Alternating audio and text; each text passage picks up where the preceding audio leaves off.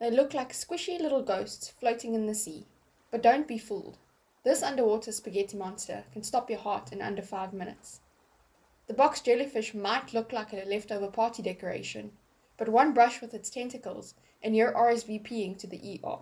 Let's talk about how something this squishy became one of nature's most terrifying assassins. Hello my squishies and welcome back to the Ramblings of Loon. In this video we're deep diving into the world of box jellyfish. We'll cover how their venom works, why the Australian box jellyfish is basically a floating defibrillator,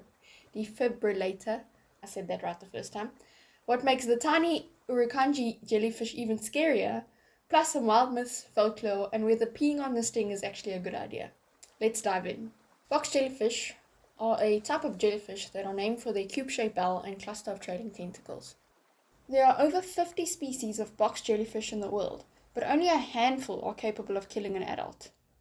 What makes box jellyfish, also known as sea wasps, especially dangerous is their venom. They have a potent cocktail of toxins delivered through thousands of microscopic harpoons on their tentacles. And the Australian box jellyfish is often considered the most venomous marine animal. And get this, they don't just drift, they can swim and hunt using their primitive eyes. Yes, that's right, while most jellyfish drift along waiting for a snack to come their way, box jellyfish actively hunt their prey using their 24 eyes. Encounters with these jellyfish are often accidental but can be fatal within minutes. Listen, this ain't Finding Nemo. It's Jellyfish Endgame. In this video I'm going to be specifically speaking about the Australian box jellyfish, which I think is pronounced Chironix fleckeri. I don't know, maybe. We're leaving it as that. Anyway, this box jellyfish is found in northern Australia and Southeast Asia. It has a bell of up to 30 centimeters and tentacles up to 3 meters long. Interestingly, their tentacles are only 15 centimeters when they're not hunting. Each tentacle has thousands of nematocysts, which are little stinging cells that they use to inject their venom. A single box jellyfish can have over 5,000 stinging cells per tentacle, and enough venom in all of its tentacle to kill dozens of people, which I think is around 60 if I'm not mistaken. Now, this jellyfish has a PhD in pain. A brush with one of their tentacles causes severe burning, redness, and skin necrosis. To add fuel to the fire, the venom can also cause nausea, sweating, and headaches. And if you've received a particularly large dose of venom, it can cause your blood pressure to skyrocket and even crash.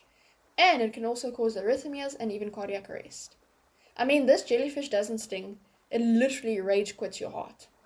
If your body could talk after a box jellyfish sting, I'm sure it would say, hey, what if we did everything wrong at once?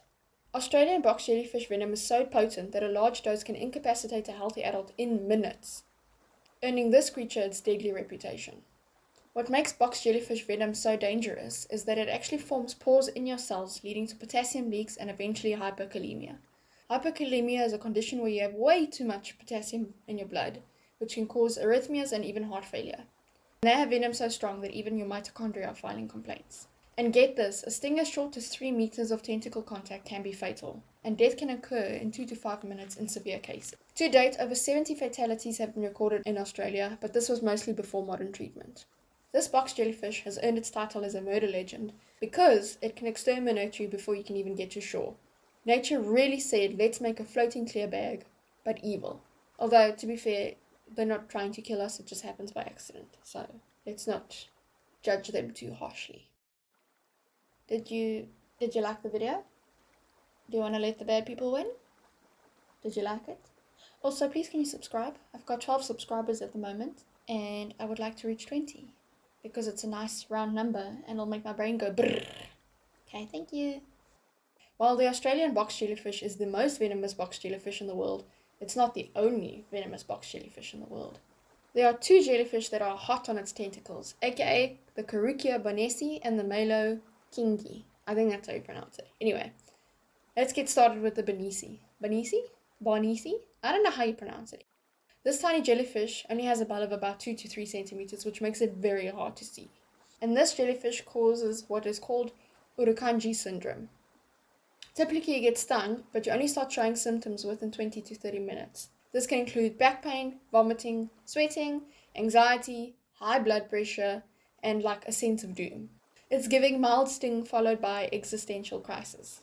This little jellyfish was actually named after Dr. Jack Barnes, who famously allowed one to sting him and his son to prove that it was the creature responsible for the mysterious syndrome. This murder blob's venom can also lead to life-threatening complications like pulmonary edema, where you've got a buildup of fluid in your lungs, toxic heart failure, or even brain hemorrhage due to extreme hypertension. Unfortunately, no antivenom exists for Irukandji syndrome, which means you only get supportive care and you hope for the best, I guess. Deaths are rare but still possible, which can be caused either by a stroke or heart failure. The next murder blob, the Malo Kingi, is actually named after a fatality, Robert King.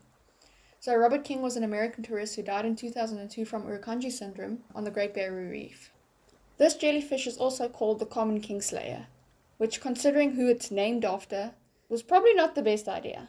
The Kingi, we're going to call him that, is similar in size to the Barnesi, but only between 1 to 3 centimeters.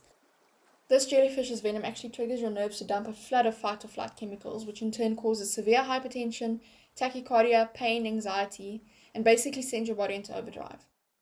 I mean, you touch this jellyfish and you're basically speedrunning your hospital visit. This jellyfish didn't come to play, it came to slay. Literally. Now that I've got you quaking in your boots, how do we keep you safe? The easiest way to keep yourself safe is to avoid swimming in known risk zones during stinger season. The Australian box jellyfish season runs from November to May, so as long as you avoid the ocean during that time, you should be fine. If you are going to be swimming during stinger season, it's best to wear stinger suits. Stinger suits are similar to wetsuits, except they have a special fiber in them that has a slippery quality, which helps to prevent jellyfish tentacles from sticking to you. I know, stinger suits aren't as nice as whatever swimwear you have in your closet, but let's be real, fashion is temporary, but jellyfish scars are forever. And turns out jellyfish don't care about your confidence or your Instagram photo ops. If stinger suits aren't an option, then make sure that you swim within netted swimming areas. And finally, make sure that you have vinegar with you, or make sure that the beach has a vinegar station. Although, if you see a beach with a vinegar station, you should probably be avoiding that beach. Vinegar helps to neutralize nematocysts, which prevents them from firing any more venom. Whatever you do, do not use fresh water, alcohol, or pressure bandages, because this can cause undischarged stingers to fire or spread venom. Just remember that just because it's squishy doesn't mean it's friendly. Now it's time for some myth busting. The first myth is peeing on stings. This can actually make things much worse. Much like fresh water, alcohol, or pressure bandages, it can actually cause undischarged stingers to fire or spread venom. I mean, the ocean said don't touch, and you brought warm urine? Bold move. Anyway, the second myth is that box jellyfish chase humans. Box jellyfish don't chase humans, but they can swim and they may react to stimuli. Here's something you may have been waiting years to hear. Size doesn't matter. In fact, as we learn, tiny jellyfish like the Barnesi can still cause life-threatening effects. Small? Yes. Innocent? Absolutely not. And finally, dead jellyfish or detached tentacles are safe. That is not true at all. Even a dead jellyfish or a detached tentacle can still sting. Now it's time for some much-needed PR work. Why do box jellyfish matter in the ecosystem? First of all, they're a vital part of the ocean food web. Jellyfish are both predators and prey. They feed on small fish, plankton, and crustaceans, which helps to keep all those populations in check. Yes, they may occasionally delete some swimmers, but they're also cleaning up the ocean at the same time. In turn, jellyfish are also food for sea turtles, sunfish, and even some seabirds. And even after death, jellyfish become part of a process called jelly falls, which is when their bodies sink to the seafloor and they feed the deep sea creatures. Turns out, jellyfish are more than just floaty nightmares. They're essential floaty nightmares. Another reason why they're important for the ecosystem is because they support nutrient cycling. When jellyfish die and decompose, they release nutrients like nitrogen and phosphorus into the water. This can boost productivity in deep sea ecosystems and can help support microbial life. And of course, jellyfish blooms, which is basically when there's a substantial amount of jellyfish growth, can actually cause nutrient hotspots in otherwise low nutrient areas. So even the murder blobs have a role in the circle of life. Box jellyfish don't just help to control the fish populations by eating them, they actually compete with juvenile fish for food, like zooplankton, and in doing so they help to shape marine ecosystems. Some scientists think that jellyfish can help maintain balance when fish populations get too high. I mean, nature doesn't do freeloaders, even jellyfish pay rent. Finally, jellyfish have been around for over 500 million years, long before dinosaurs. Their ability to survive changing oceans makes them an important indicator species for studying climate change and ocean health. So jellyfish are not just scary sea noodles, they're recyclers, regulators, and even snacks. Ladies and gentlemen, and squishies of all sizes, it is time for some box jellyfish folklore. Because box jellyfish are found in Australia and Southeast Asia, there are different folklores based on the locality. So, for Australia, most of the Australian folklore comes from their Aboriginal communities. Some of these coastal groups view jellyfish as spiritual messengers or warnings, and they interpret jellyfish blooms as a signal of imbalance in nature or that the ocean is displeased. They also see stings as a punishment for disrespecting sacred waters. According to folklore, the jellyfish is a guardian of sacred waters, but according to me, it's a glowing no-probe. In some northern Aboriginal communities, jellyfish stings are associated with spiritual taboos, particularly entering certain waters at the wrong time or without permission from elders or ancestors. I mean, tiny, deadly, and possibly cursed? Love that for us. As for Southeast Asian beliefs, countries like Philippines, Indonesia, and Malaysia associate dangerous jellyfish with sea spirits or ghosts. In some cultures, jellyfish are seen as the spirits of the sea, and judging by the sting, they're not happy ones. In Southeast Asian beliefs, sudden illness after swimming means that you've angered a sea being or you fail to show proper respect by making an offering. Basically, you anger the ocean god, you get the noodle slap of doom. Aside from folklore, box jellyfish also has some symbolism, like hidden danger, fluidity, and being the boundary keepers between life and death. They're often seen as guardians of sacred waters in some island cultures, and they represent mystery, adaptability, and the darker side of nature. To summarize, box jellyfish have earned their status as murder legends because of their potent fast-acting venom and the fact that you can't see them when you're swimming. Not to mention that the Australian box jellyfish is one of the most venomous creatures in the world. Naturally, the most venomous marine animal has to come from Australia. At this point, I'm not even surprised. So, the next time you're strolling in the ocean thinking it's all sunshine and seashells, just remember, the deadliest thing in the water might look like a leftover sandwich bag with legs. Anyway, if you thought this was terrifying, wait until you meet the black mamba, Africa's version of run now and ask questions later. Click here to watch that video next. If you learned something new, laughed once, or maybe just gained some more respect for the ocean, go ahead and hit that like button.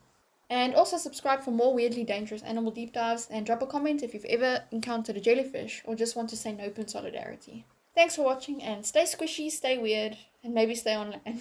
Bye my fellow loons!